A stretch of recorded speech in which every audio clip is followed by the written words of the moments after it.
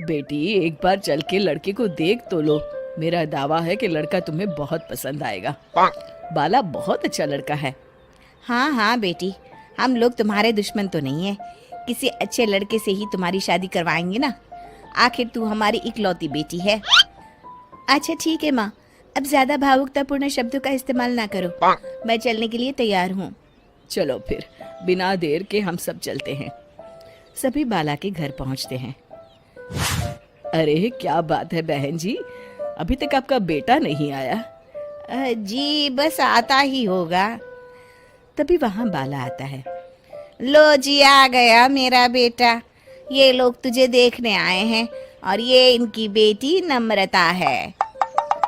बाला के सर पर बिल्कुल बाल नहीं होते। ये देख नम्रता और उसके परिवार वालों की आंखें फटी की फटी रह जाती है। ये तो टकला है। हे भगवान, माँ पिताजी, आप दोनों एक टकले से मेरी शादी करवाने वाले थे। अरे ये तो पूरा उजड़ा चमन है। देखो बेटी, इस तरह किसी का मजाक उड़ाना गलत है। किसी के बारे में इस तरह की बातें नहीं करते।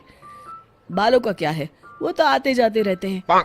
लड़का टकला है तो क्या हुआ, इंजीनियर है, अच्छा खासा कमाता है। आप चुप रहिए जी।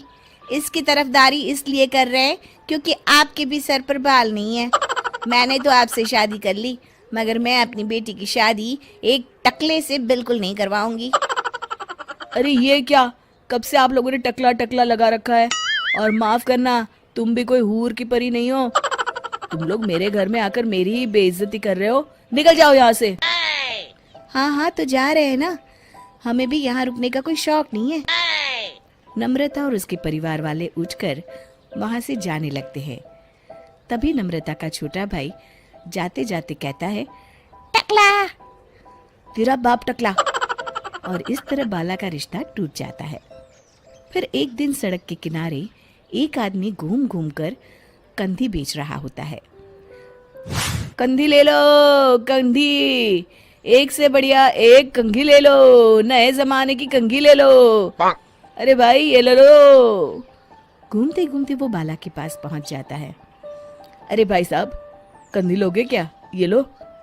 तभी उसकी नजर बाला के सर के ऊपर पड़ती है। अरे माफ करना भाई साहब, आप इसे लेकर क्या करोगे? आपके सर पर तो बाल ही नहीं है।